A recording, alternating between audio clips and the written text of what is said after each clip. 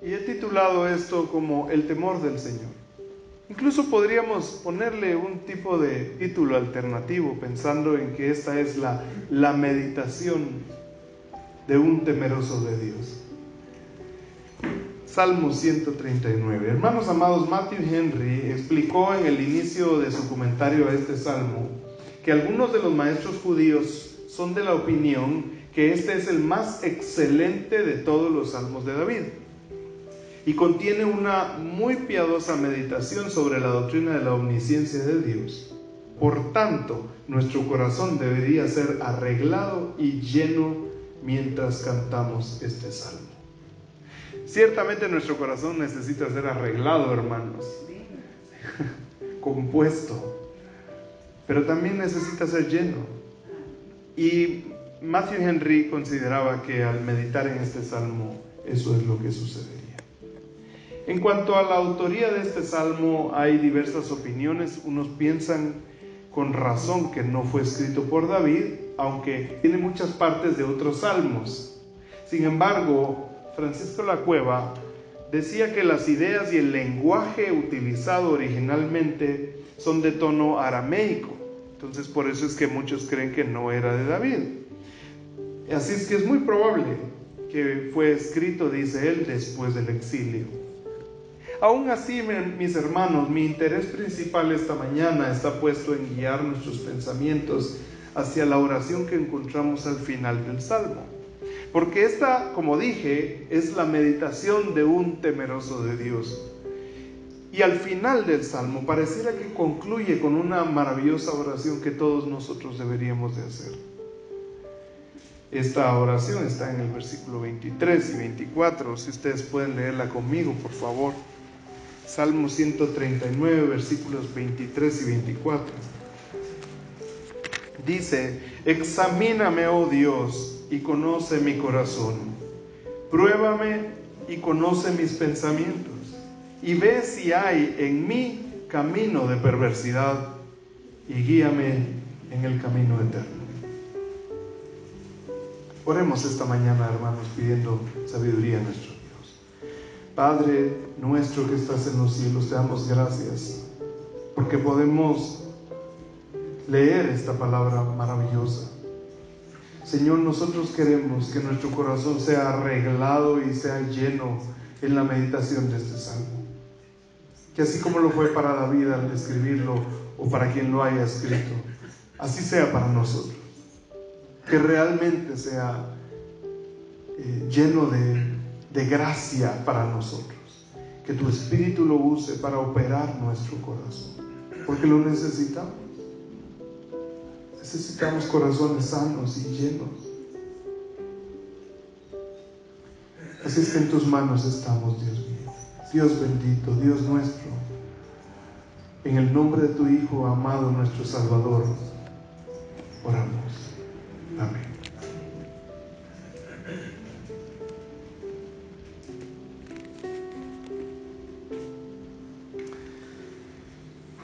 Hermanos, al meditar en este salmo, fácilmente se pueden reconocer algunas partes de él. Básicamente, voy a dividirlo en la meditación de David acerca de los atributos de Dios relacionados con su propia vida. Y la segunda parte será la conclusión, que está dividida en varias partes: la conclusión acerca de Dios, la conclusión acerca del pecador, la conclusión que Él tiene personalmente para con los pecadores, y por último esta preciosa oración a la que quiero llamar su atención. Vamos a la primera parte, que es la meditación de David acerca de los atributos de Dios, relacionándolos con su propio corazón. Que esta es una de las cosas más importantes.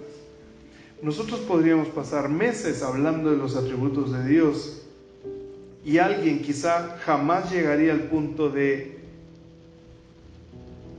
relacionar esos atributos consigo mismo.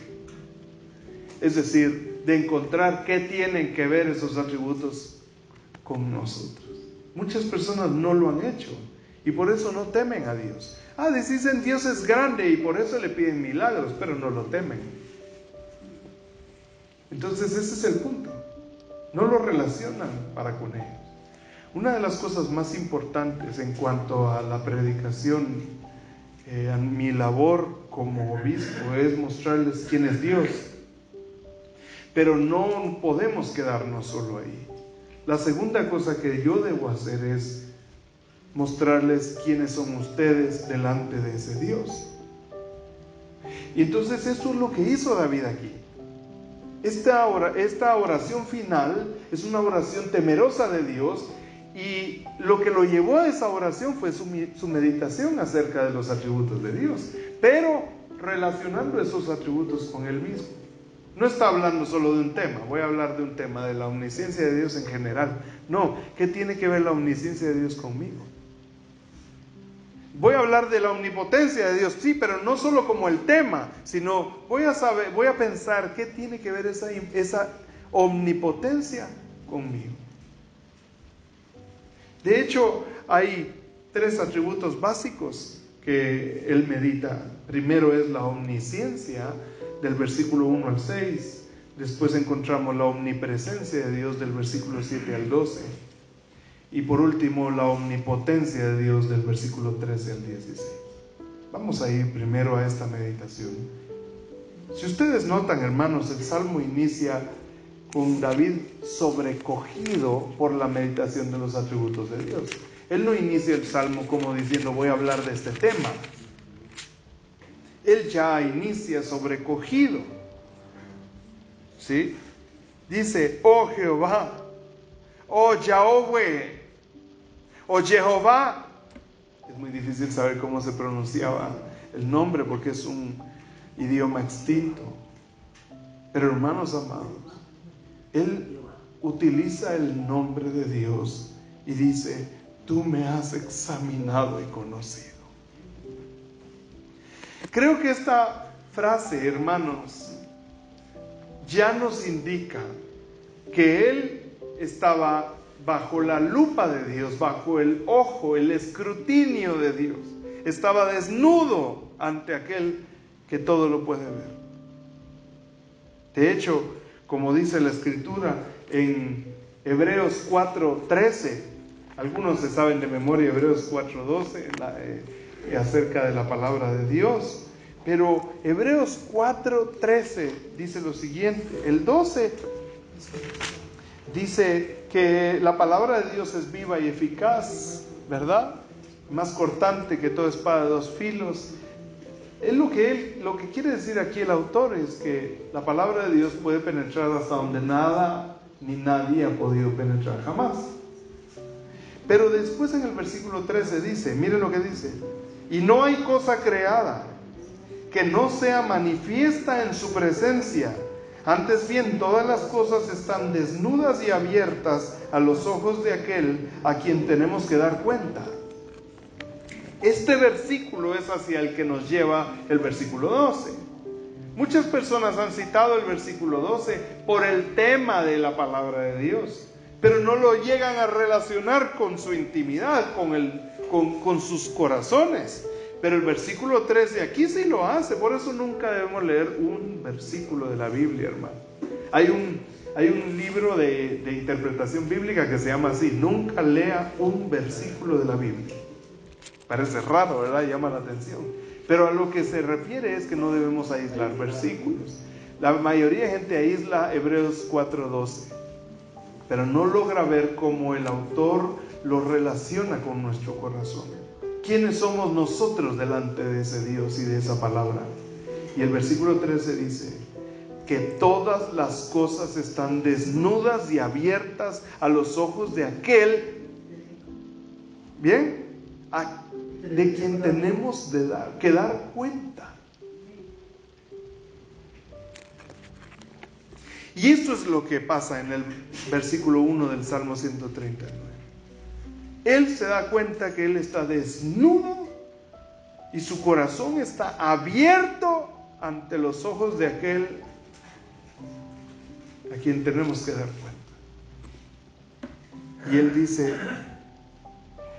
sobrecogido, tú me has examinado y conocido. Y aquí empieza a hablar de la omnisciencia de Dios. Dios es omnisciente, es decir, que todo lo conoce y todo lo sabe. En alguna ocasión leí algo de un predicador que es un teólogo, que se llama Charles Riley, que dijo que Dios no solo sabe todo lo que va a acontecer, sino que Él sabe todo lo que pudo haber acontecido. Y es impresionante eso, hermano. Él lo conoce todo. Cuando Él dijo hágase la luz, Él sabía cómo terminaría la historia de la humanidad. Él dijo hágase la creación de principio a fin. Porque antes del principio de los siglos, Él ya había preparado al Cordero Santo que nos sustituiría en la cruz. ¿Cómo podía saber eso? Algunas personas piensan, creó, hizo a Adán y Eva y como todo se le echó a perder, entonces se inventó otra cosa. Hermanos amados, esa es una lectura espantosa de la palabra, porque asume que Dios no sabe las cosas. Asume que Dios se equivocó. ¿Qué clase de Dios sería ese? Pero Dios lo sabe todo. Y vean cómo dice del versículo 1 al 6, cómo explica Él la omnisciencia de Dios relacionada con su propio corazón. Oh Jehová, tú me has examinado y conocido. Tú has conocido mi sentarme y mi levantarme. Has entendido desde lejos mis pensamientos. Has escudriñado mi andar y mi reposo. Y todos mis caminos te son conocidos. Pues aún no está la palabra en mi lengua. Y he aquí, oh Jehová, tú la sabes toda.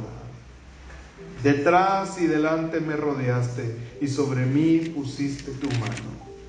Tal conocimiento es demasiado maravilloso para mí. Alto es, no lo puedo comprender.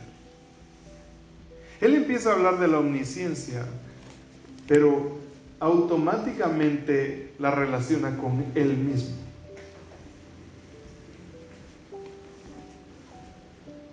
Tú me conoces por completo. ¿Sabes quién soy? ¿Sabes qué voy a decir?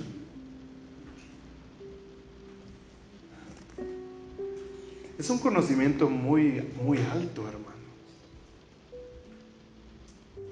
Y si David dice, no lo puedo comprender, no finjamos comprenderlo nosotros. Pero meditemos. Él no se comportó como un teólogo frío de esos que pueden pecar, pero se enorgullecen de sus grandes títulos. Amo la teología, y ustedes lo saben. Y admiramos a muchos teólogos sanos, santos. Pero hay muchos teólogos que no son santos. He conocido, yo he sabido también, pero yo precisamente del seminario he sabido de maestros en teología que todos admiran, que están en adulterio.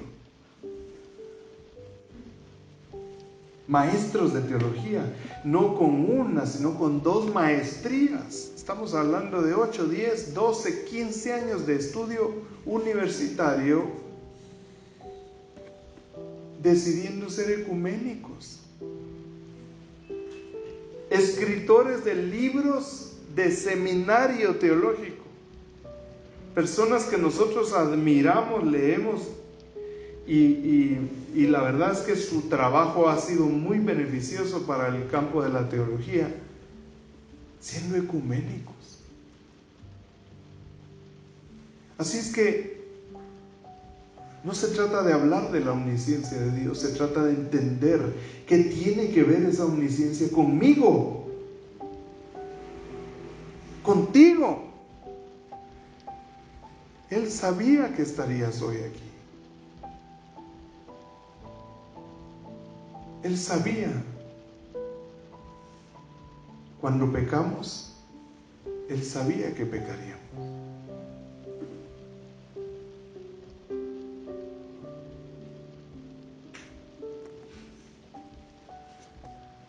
Por eso envió al Cordero, predestinó al Cordero, en palabras del apóstol Pedro, antes de la fundación del mundo, sabiendo que pecaríamos.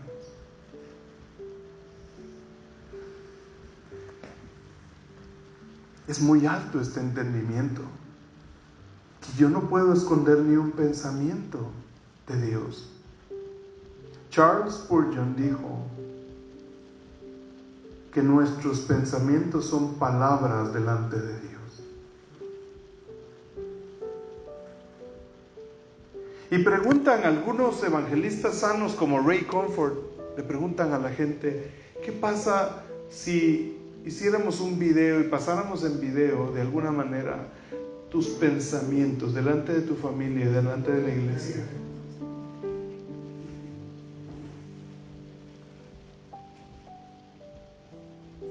Solo saber que nuestros pensamientos son escuchados delante de Dios debería nosotros sobrecogernos y humillarnos.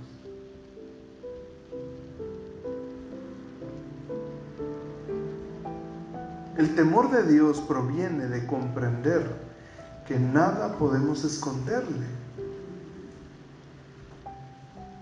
que nos conoce tal y como somos. Nos conoció, nos vio hoy levantarnos, nos vio, ¿sí? Él conoce nuestros cuerpos, Él conoce nuestros pensamientos. Cuando estamos viéndonos al espejo, probablemente a veces con desánimo y otras veces con vanidad, Él nos vio. Y David meditaba esto y dice, es un conocimiento demasiado alto, pero me conoces, sabes quién soy.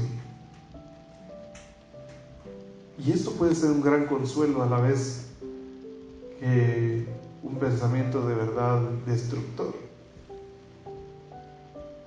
porque nadie puede esconder sus pensamientos delante de Dios.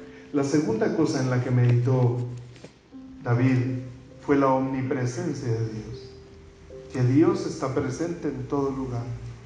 No es panteísmo, lo que la gente dice, Dios está en todos lados y todas las cosas son Dios. No, esa es una herejía, una mentira.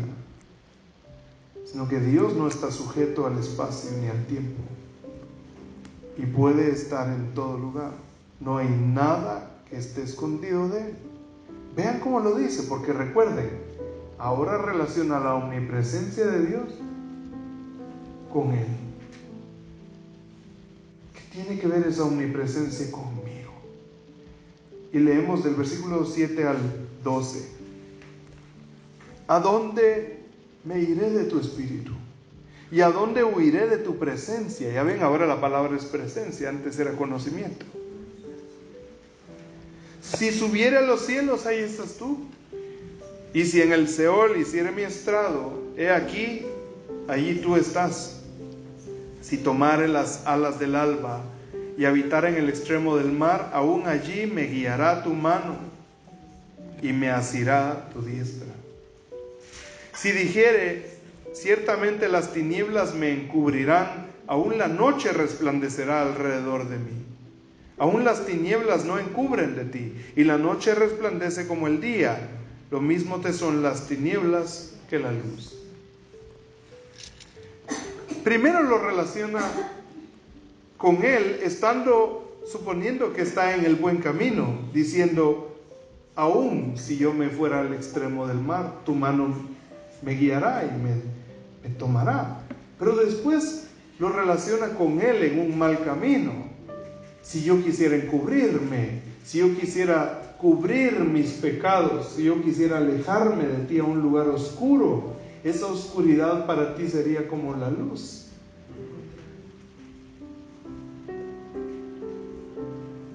Para Dios lo mismo son las tinieblas que la luz. Él está en todo lugar. El pecador rebelde pensaría que al ir al infierno se va a liberar para siempre de Dios. Pero como lo explicaba nuestro hermano Paul Washer en alguna ocasión, el infierno es la manifestación pura de la ira de Dios. Jesucristo nos enseñó diciendo que el infierno fue preparado para Satanás y sus ángeles. Hollywood y muchas otras compañías del mundo, escritores también, se han inventado un infierno diferente. El infierno es el lugar donde reina Satanás. Pero hermanos amados, esa es una mentira. Satanás reina en este mundo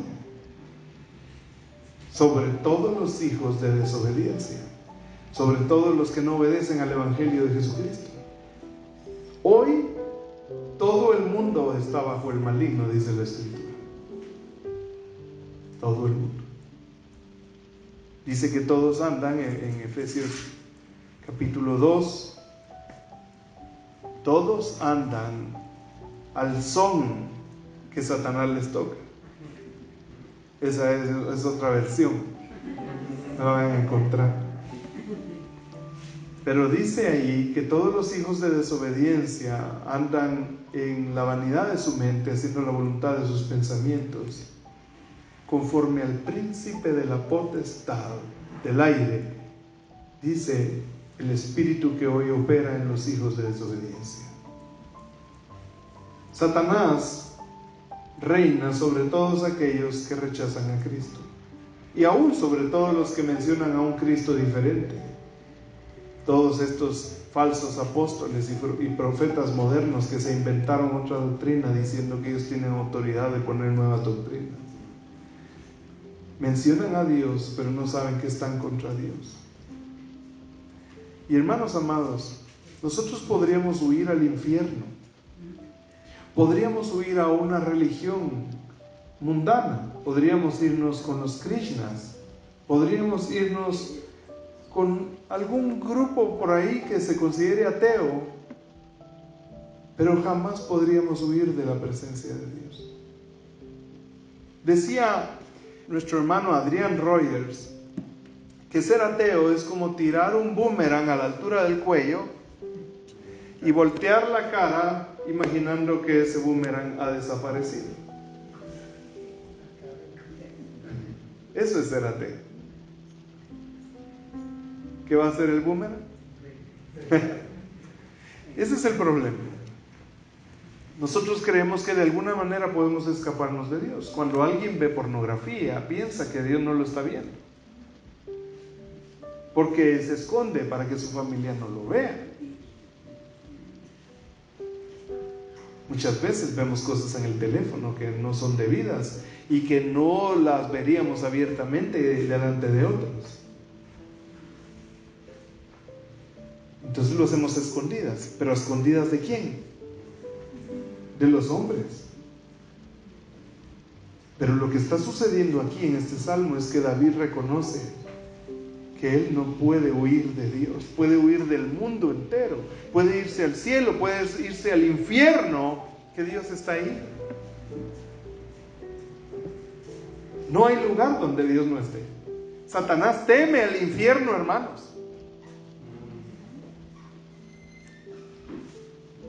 Satanás teme al infierno. ¿Recuerdan ustedes los dos demonios que estaban en los Gadarenos? Cuando Jesús se apareció sin decir yo te reprendo y todo el asunto que hacen hoy, cuando Él se paró, ¿qué decían ellos? Gritaban: ¿por qué vienes a atormentarnos antes de tiempo? Significa que los demonios que habitan en la tierra son espíritus que están esperando la totalidad de su condenación. Satanás y los ángeles que cayeron de su dignidad fueron echados aquí a la tierra como parte de su condenación, esperando la sentencia final. Serán echados al lago de fuego junto con todos los que no tengan su nombre escrito en el libro de la vida. Satanás teme al infierno.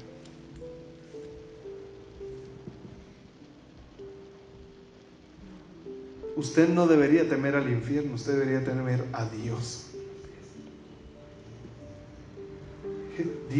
Jesucristo nos enseñó diciendo: yo les enseñaré a quién deben temer. El himno aquel de Sublime Gracia tiene una parte curiosa que dice: su gracia me enseñó a temer. Y algunos pensarán: ¿y eso qué significa? Bueno, Jesús dijo que debíamos temer a aquel que puede echar nuestro cuerpo y nuestra alma al infierno. Y ese no es Satanás, es Dios. Tenemos que temer a Dios. Pero el pensamiento de David lo llevó a temer a Dios. No está dándonos una lección diciendo ustedes deben temer a Dios. Él meditó en Dios y el temor de Dios vino a él. Tuvo una verdadera meditación en Dios. Se paró delante de Dios, vio quién era Dios y vio quién era él delante de ese Dios. Dios conoce mis pensamientos y Dios está en todo lugar. Nadie puede huir de su presencia y yo no podría huir. Entonces podríamos decirlo de aquí para allá: nadie puede huir de su presencia, pero que eso no afecte nuestro corazón hasta que digamos: yo no puedo huir de su presencia. Entonces estaremos en un mejor camino. Mis pensamientos te son conocidos todos, y yo no puedo huir de tu presencia. Hay una palabra muy hermosa que siempre me ha producido curiosidad, porque casi nadie habla de esa parte de la Escritura y es tan hermosa. Quisiera que vayan conmigo a Juan capítulo 3, por favor, al Evangelio de Juan. Todo el mundo habla de Juan 3:16, todo el mundo. Y por cierto que es hermoso, es glorioso. Encontramos una salvación maravillosa y también un Salvador maravilloso, un amor maravilloso.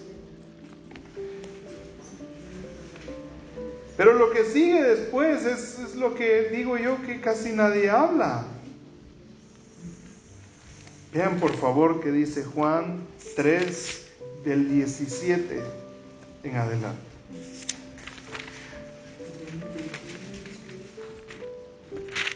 Dice así: porque no envió Dios a su Hijo al mundo para condenar al mundo, sino para que el mundo sea salvo por él. El que en él cree no es condenado, pero el que no cree ya ha sido condenado porque no ha creído en el nombre del unigénito de Dios.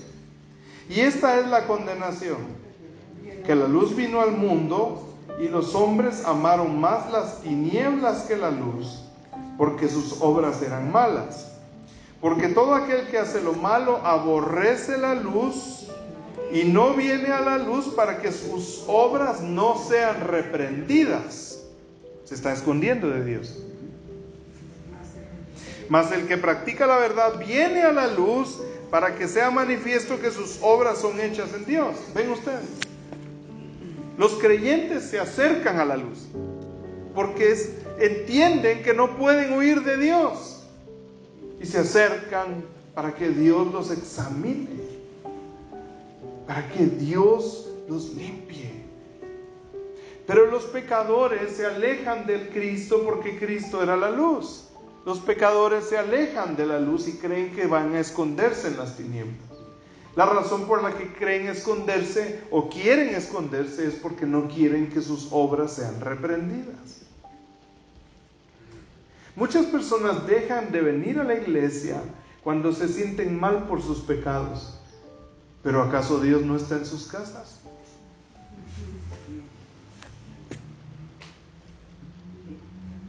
Algunos dicen: me voy a irme al mundo. Váyanse al mundo. ¿Acaso Dios no está ahí? pueden irse al infierno, que Dios está ahí. No podemos escapar de Dios. No intentemos hacerlo.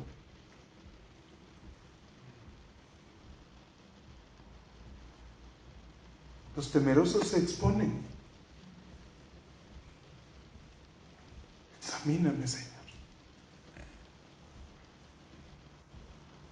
No podemos huir de la omnisciencia de Dios y de la omnipresencia de Dios.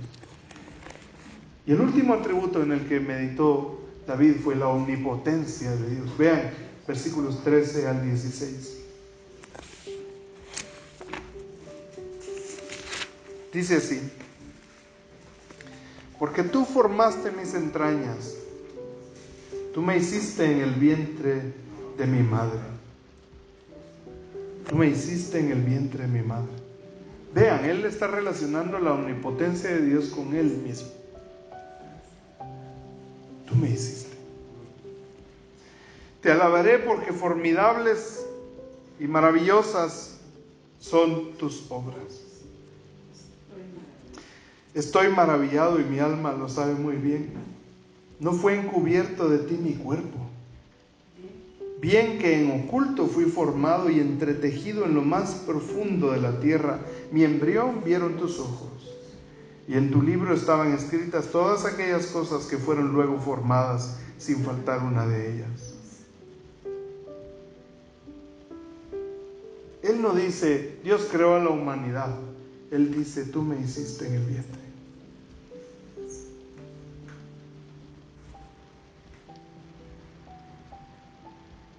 Hermanos, un poder así en un Dios que no es santo, estaríamos en problemas. Y en un Dios que no fuera misericordioso. Pero Dios no sería el Dios que Él dijo que era, sin misericordia, sin justicia, sin santidad. Él es santo, santo, santo. Por eso meditar en estos atributos debería hacernos venir a Él.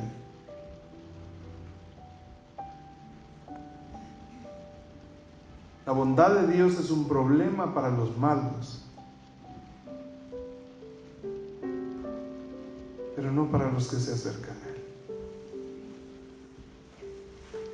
Dios es omnisciente, Dios es omnipresente y Dios es omnipotente. Es mayor que todos. Meditar en que Él me conoce, meditar en que Él está ahí donde yo estoy y meditar en que Él tiene el poder, así como lo tuvo para crearme, lo tiene para destruirme o para salvarme. Así es que esta fue la meditación de David acerca de los atributos de Dios, relacionándolo con Él mismo. No fue una meditación fría de temas. Y esta es la diferencia entre un cristiano y alguien que solo tiene muchas cosas bonitas que decir.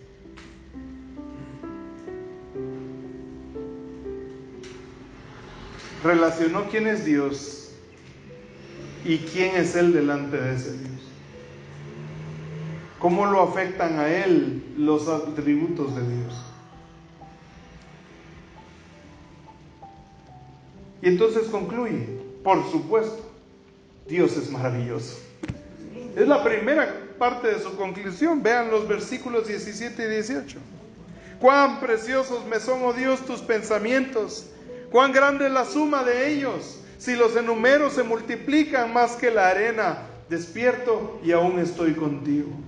Esta expresión despierto y aún estoy contigo se refiere a que él podría pasar la noche entera meditando en los pensamientos de Dios, en los atributos de Dios. Y pasaría toda la noche y dormiría y despertaría y de todas formas habría despertado sin terminar su labor. Es decir, que sus pensamientos son tantos, las maravillas de Dios son tantas y tan grandes que es imposible terminar de enumerarlas. A eso se refiere esa expresión. Despierto me levanto en la mañana y de todas formas tendría que seguir meditando en tus atributos. Es maravilloso entender eso. Lo alaba porque concluye que Dios es excelso y glorioso, maravilloso, sublime, santo, santo, santo. Después concluye: ¿qué será del pecador ante este Dios? Y vea lo que dice el versículo 19 y 20. De cierto, oh Dios, harás morir al impío. Apartaos de mí, hombres sanguinarios, porque blasfemias dicen ellos contra ti, y tus enemigos toman en vano tu nombre. Vean ustedes, Dios hará morir al impío. Él concluye ante ese Dios que un impío, uno que no lo busca, esta es la palabra impiedad, es alguien que no es pío, que no es piadoso, que no busca a Dios para obedecerlo. ¿Qué va a pasar con el que no busca a Dios? Con el que huye. ¿Qué va a pasar de él? ¿Qué será de él? Bueno, los vas a destruir.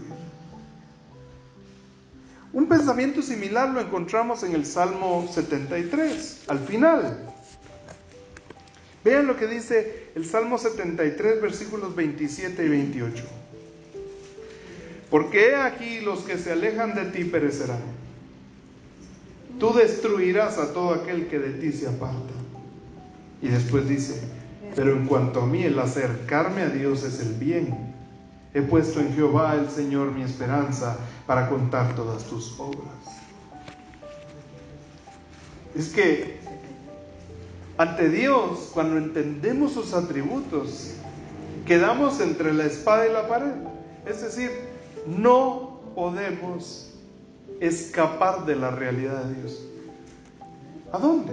Hacia el cielo que miramos, hacia el segundo cielo, hasta el universo, hasta Plutón, hasta Saturno. Pero es que Él habita en un cielo que envuelve toda esa creación, en el tercer cielo. Él habita y la creación queda en su mano. ¿A dónde huiríamos?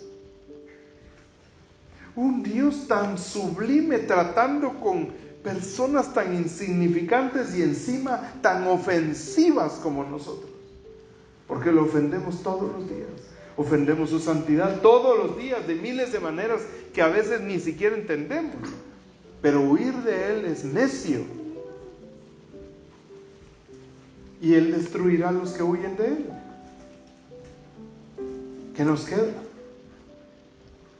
David dice: harás morir al impío.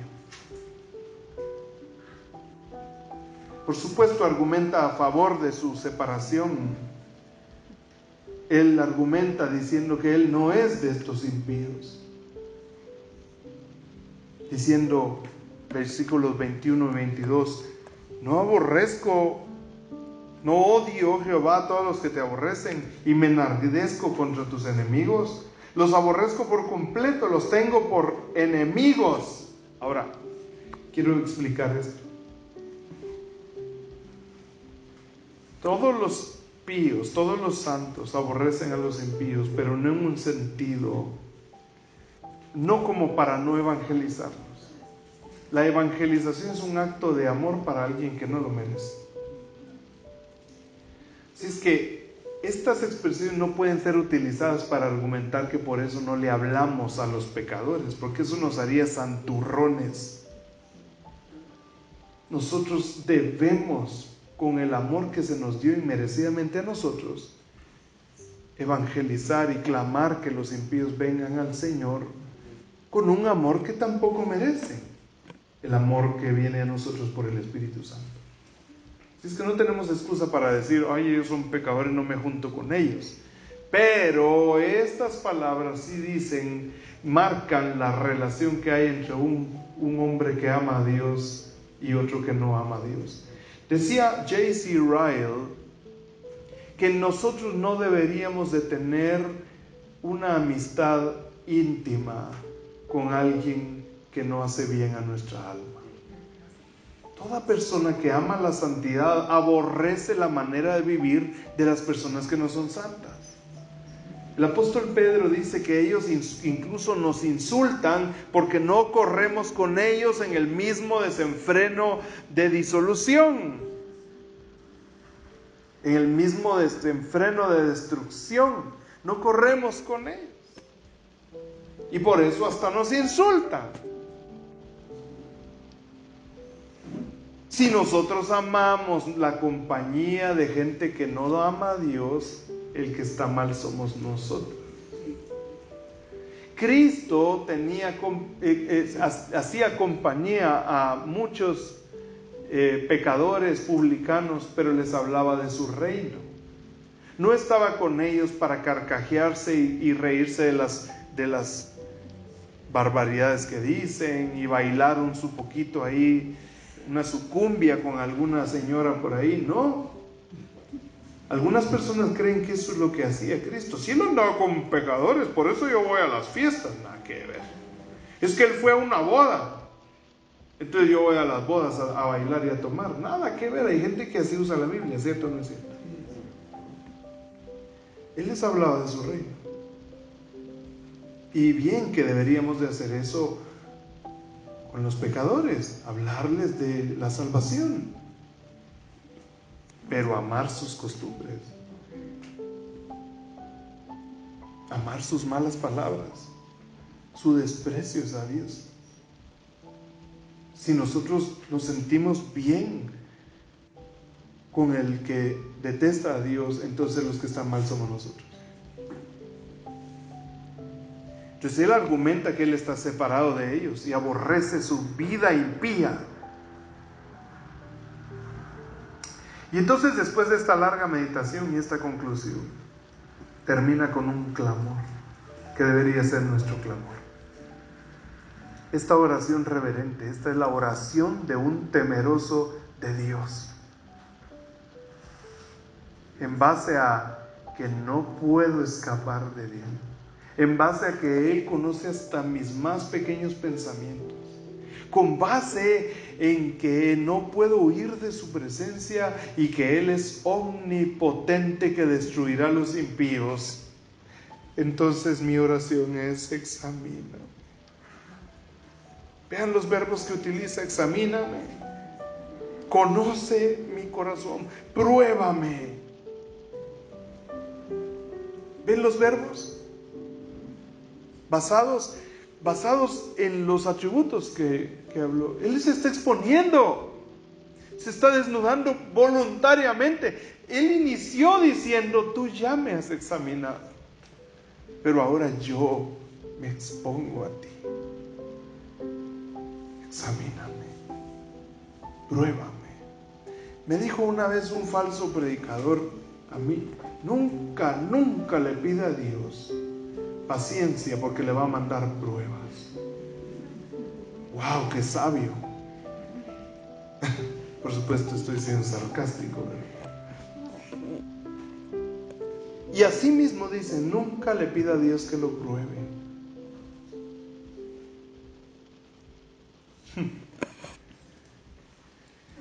Hermanos, ya nos probó, ya nos conoció. Aquí la diferencia es si nosotros nos presentamos voluntariamente para que Él lo haga, si estamos huyendo de Él o si nos estamos acercando, si somos impíos o somos piadosos.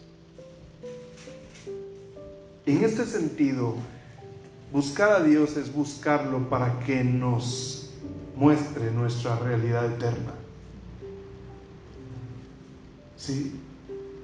Primero dice: examíname, oh Dios, con esos ojos que todo lo pueden ver. Examina, escudriña qué hay dentro de mí. Después utiliza la palabra pruébame. O dice: conoce mi corazón. Pruébame. Vean esa palabra, pruébame.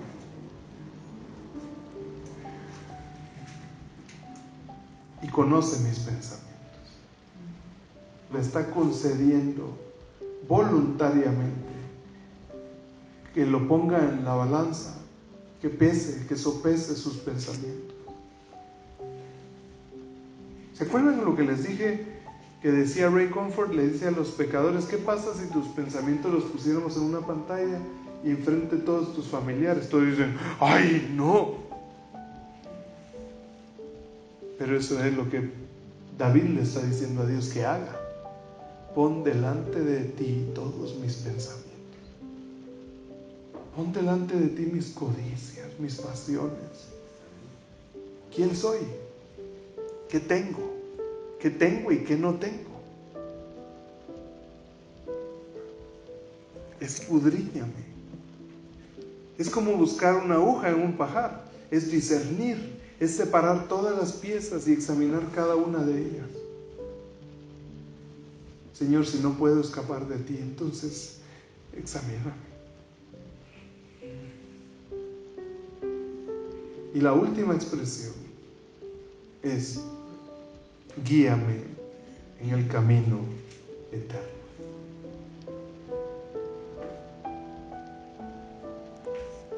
En el camino que lleva a ti, en el camino de la salvación, en el camino de la misericordia y de la santidad.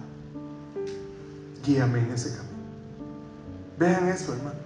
Es la oración de un temeroso de Dios. Esto es lo que ora un temeroso de Dios. Pruébame, Señor. Muéstrame si hay pecado en mí. ¿Ven cómo dice el versículo 24 al principio? Y ve si hay en mí camino de perversidad. Mírame. Mira si todavía hay pecado en mí. Mírame, escudriñame. Mira todo el pecado que pueda haber en mí. Hacia dónde voy que no es correcto. Lo que estoy haciendo que no sea correcto. Examíname, pruébame, conóceme. Mira si todavía hay maldad en mí. Él no está diciendo: Señor, gracias porque yo me siento tu preferida, como oran algunas hermanitas por ahí.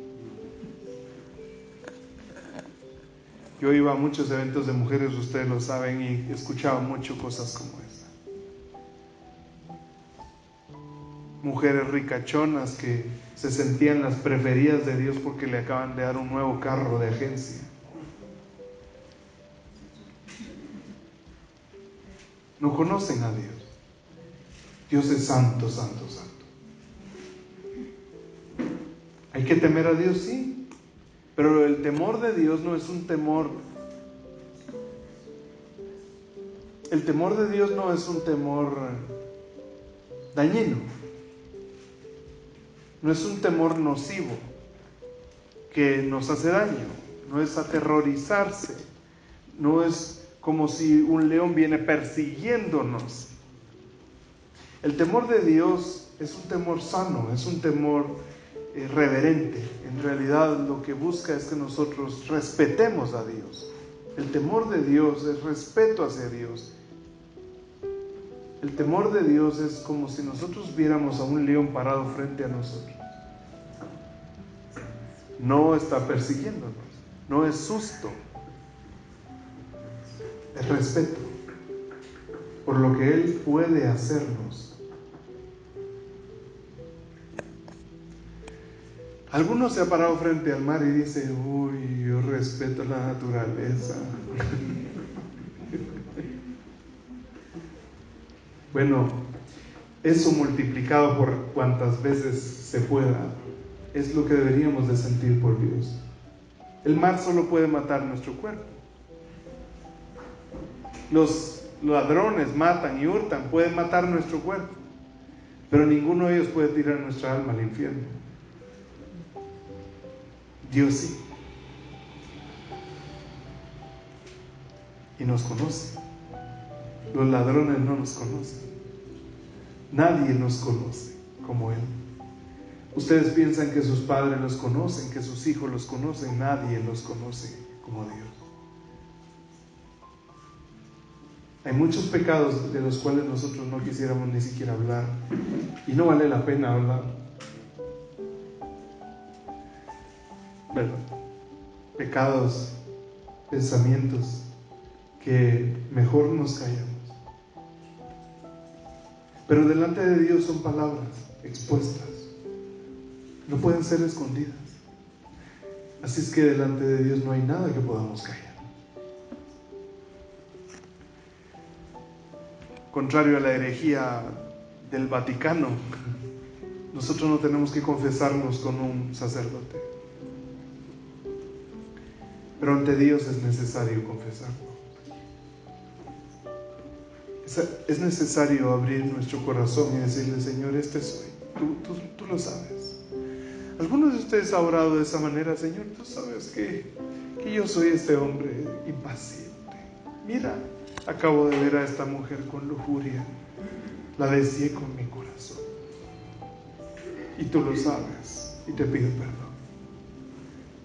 Mira, Señor, cómo le respondí a esta persona. Tú lo sabes, yo no puedo justificarme. Ella me hizo esto, pero yo no tenía por qué responder así. Tú conoces mis pasiones, mis deseos, mis pensamientos más íntimos. Yo no puedo esconderme delante de ti. Examíname. Abre mi corazón, mis pensamientos. Conoce todo lo que hay ahí adentro. Mira si todavía hay cosas que te desagradan. Pero por favor, guíame por un camino eterno. Ahora, es curiosa esa última expresión, porque no es una actitud de rendición en el sentido de: Señor, no me puedo esconder, mira lo que hay en mí, soy malvado, mátame mejor de una vez. Porque conoce a Dios. Sabe que Dios es justo, pero también es todo misericordioso. Entonces le dice: Señor, yo no puedo esconderme de ti. Escudriña mi corazón, mis pensamientos. Mira si hay perversión en mí, pero guíame en el camino eterno. Ven, lo quiero honrar, quiero vivir para Él. No solo es: bueno, ya no puedo escaparme, entonces mátame. No, porque eso significa que hasta la muerte queremos hacer nuestra voluntad. Yo mejor ya tiro toda la basura, tiro la toalla, yo no quiero ser cristiano, no puedo serlo. ¿Cuántos han sentido eso alguna vez? Yo lo he sentido. Y Satanás dice: sí, tira la toalla, sos un mediocre. Culpa tuya la iglesia está como está. Culpa tuya tu familia está como está. Satanás. Pero al final, si nosotros decimos: Señor, yo mejor tiro la toalla, yo no sirvo para esto, ¿sabes qué? Mejor llévame y tirarme en depresión espiritual diciendo: Señor, no puedo ser un buen cristiano, ya fracasé, ya no voy a ir a la iglesia, ya no puedo servirte, no merezco servirte, no merezco cantar, no merezco orar, no merezco ser cristiano, Señor, aquí me quedo. Al final continúa no haciéndose la voluntad de Dios. Seguimos. Y Satanás, feliz. Seguimos siendo rebeldes. Mejor quítame la vida. En cambio, Él le dice: guíame para que te honre. Y esta oración bien podríamos hacerla todos los días, hermanos.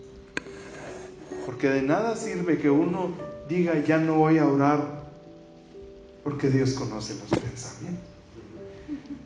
Me voy a quitar la vida, porque Dios está incluso en el infierno. ¿A dónde huiremos de Él? El que se quita la vida cree que está terminando con sus problemas, pero en realidad solo se metió a peores. Hermanos amados, el único camino es regresar a nuestro Dios. Fuimos creados para eso. ¿Saben que cuando en Colosenses dice que Cristo es la fuente de la creación?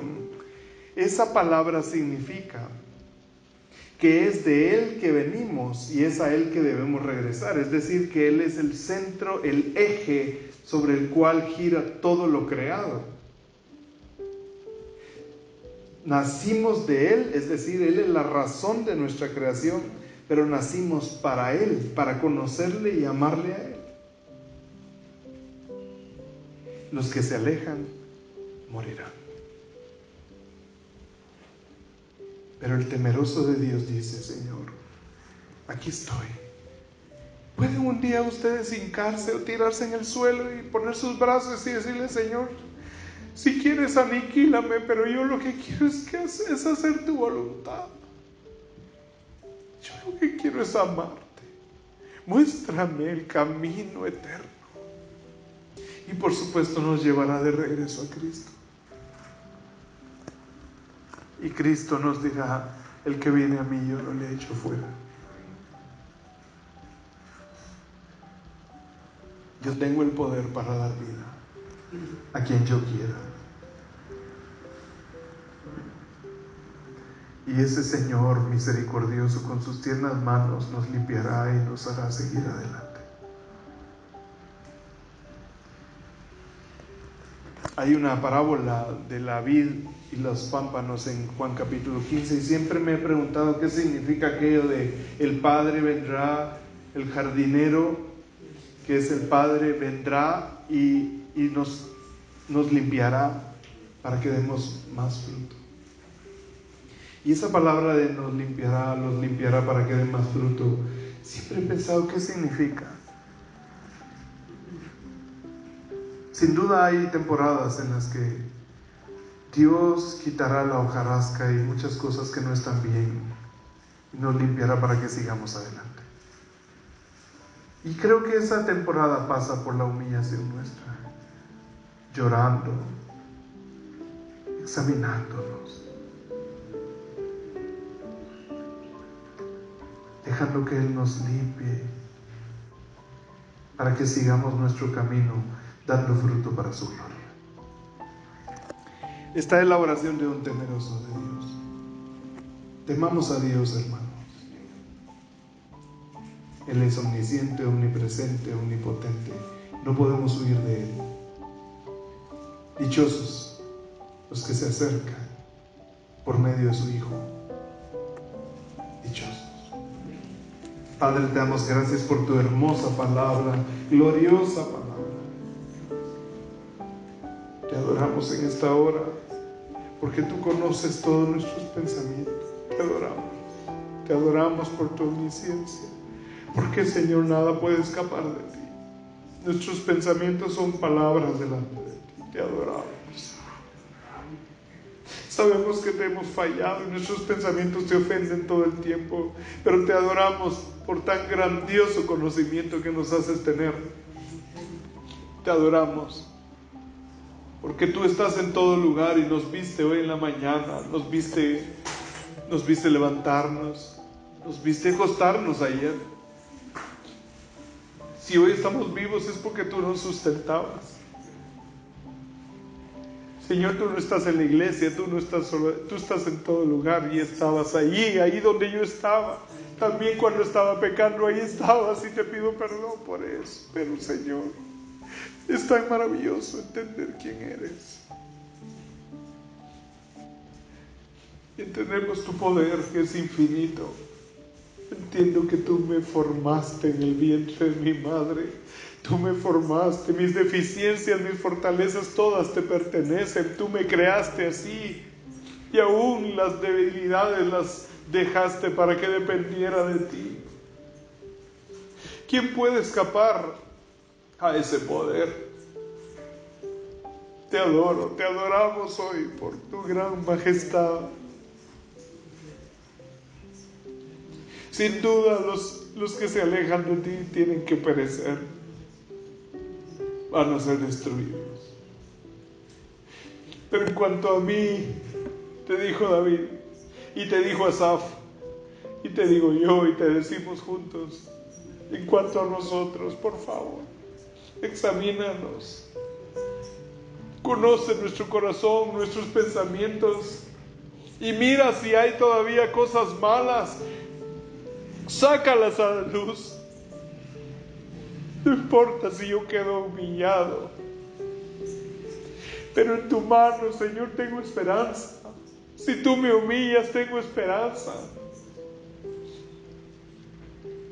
Por favor, humíllame, límpiame y guíame por el camino eterno.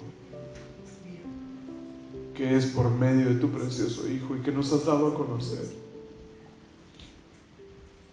No me dejes desviarme ni a derecha ni a izquierda de ese camino estrecho que lleva a la vida eterna. Quiero hacer tu voluntad. No me quiero alejar más de ti. No me quiero alejar de la oración o de la congregación. Quiero acercarme y pasar mis días delante de ti, aunque sea doloroso, que tu luz alumbre mis tonterías,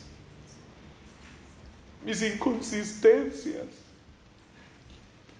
mis locuras, mis curiosidades, mis pecados, aunque es doloroso. Nunca quiero salir de tu luz.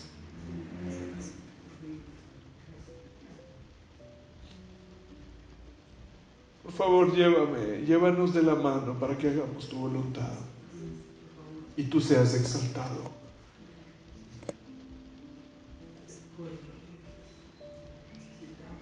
A Satanás, ese que siempre nos dice que nos rindamos, que el Señor lo reprenda, el enemigo de nuestras almas, que el Señor lo reprenda. Ya no queremos escucharlo, porque si lo escuchamos jamás haremos tu voluntad.